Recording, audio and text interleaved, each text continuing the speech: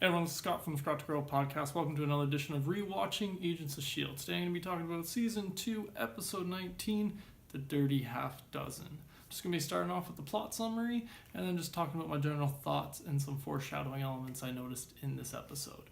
So let's just start with that plot summary, which goes, Coulson offers to take his own team to infiltrate List's base and free Peterson and Lincoln. Raina foresees S.h.i.e.L.D. saving Lincoln's life, and they convince Gordon to take her to S.h.i.e.L.D. without telling S.h.i.e.L.D.'s mom, who had allowed Cal to stay in Afterlife, though he does accidentally reveal to the community that S.h.i.e.L.D. is their daughter. Coulson, May, S.h.i.e.L.D., Fitzsimmons, and Ward infiltrate the Hydra base with the help of Bakshi on the inside. Simmons and Ward save Peterson, but Simmons attempts to kill Ward for all he has done to them, but Bakshi sacrifices himself to save Ward, who then decides to leave by himself. S.h.i.e.L.D. does save Lincoln. Well, Coulson discovers the base of Hydra's leader, Strucker, and he gives the location to Maria Hill so that the Avengers can defeat Hydra and retrieve Loki's scepter. Ward leaves Agent 33 with S.h.i.e.L.D., hoping that she can reclaim her lost life as an agent, while Raina, who's beginning to question Zhao Xing's leadership, foresees metal men destroying cities. So this was a pretty fun episode. It started off a little slow, but in the last 15 minutes, it really picked up with them attacking the base and us getting all these connections, finally figuring out what Theta Protocol is, what Coulson's kind of been hiding this whole time. I really like how this episode ended off. It was a lot of talking to begin with throughout the episode, but the last 15 minutes really redeems it. Went to the attack on the Hydra base. I love Dark Simmons.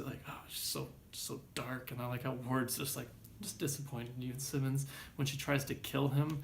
I love that this episode connects so heavily into Age of Ultron. With Loki's scepter, the fact that Coulson is the one that found it for the Avengers. He's the one who got everything set up for Fury to be able to come and help at the end of that. And with Raina foreseeing, the Age of Ultron with all the Ultron bots that are all around the world. I just really love the way they tied it in. And it's so simple. Not simple. It's so complexly weaved through the whole season, with such simple explanation at the end and such pretty straightforward connections. If you've seen Age of Ultron recently and this episode, you can make those connections. And I just really enjoyed the way how well written it is that they've made those connections between the two. And it just makes it so much more enjoyable, the movies and the show, the way they intertwine, but the movies still don't ever really acknowledge the show, but the show acknowledges the movies. Coulson says, call the Avengers. I enjoyed this episode, particularly the last 15-20 minutes where they go attack the base. We get to see S.h.i.E.L.D. have a really cool, badass action scene where she takes down a whole room. It was almost John Wick-like. It was really cool, that little gung fu, as they call it. And yeah, I really enjoyed that scene. We get to see her use her powers a little bit, not much. She could have probably used them a little bit more, but it was just cool to kind of see how she's starting to adapt with them.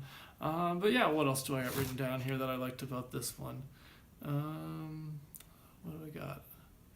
Oh, at one point when Ward and the team are first working together, Ward's just we finally got the team back together. And it's just and it's super awkward. The whole tension between them, between the team and Ward, is just great in this episode. Because Ward's just I'm sorry, guys. And everyone's fuck you, Ward. You killed people. You tried to kill us. And he's yeah, I know, I'm sorry. I said I'm sorry, guys. I had trauma. I was abused. And I don't feel bad for Ward, but I do feel for him, at least trying. He's trying here. They're the ones who came to him for, the help. He's just, he's just working with them. He's just trying not to be treated like a dick, which I get, but he also doesn't deserve not to be treated like a dick because he's a little bit of a dick. But then we have, Simmons trying to kill him, which I was just wow, that's just dark. And I forgot that it was Bakshi was the one who sacrifices himself in order to save Ward. I'd totally forgotten about that. I was trying to, as soon as she mentions at the beginning of this episode that she, wants to, end Ward, I'm just wait, how does that play out? And I forgot until we got to it, and I'm like, oh, yeah, that's where Bakshi goes, and that's her attempt at it, and I don't blame her for trying. It was a little bit of like, she picked a freaking dark way to go about it. That freaking disintegrating thing, that's Splinter Bomb, I think I called it. I'm not sure if I got that one right. But yeah, it was an interesting part that they wrote into this episode. I guess this did have a little bit more to it than I was giving it credit at the beginning. They did really do a really good job playing out the beginning of this episode, seeing the different aspects of like how the team was reacting with Ward, how the real S.h.i.e.L.D. was kind of like going along with Coulson in the team, but still, having their own agenda. And I love at the end, he's, Coulson's just like, oh, yeah, here's the box. But Fury's going to be probably wanting that back soon. Oh, oops, spoilers. That's the line he says. And it's just like, Coulson, I love your humor. I love that you just are so dismissive of these guys because we all know Coulson's freaking Fury's right-hand man, or, well, I guess maybe Hill's more his right-hand man, but I think Coulson, I guess, he left? Is that how that, I don't know how that one works. You guys know what I mean. He's Fury's main man after Maria Hill. That's my point.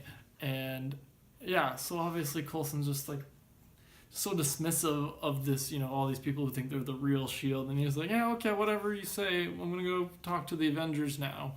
Even though he doesn't, which still disappoints me to this day that we haven't got a connection. And we're going to be seeing a flashback of him working with S.h.i.E.L.D. in the 90s, but when do we get him back with the Avengers? Maybe he'll help save them. I don't know. That's neither here nor there.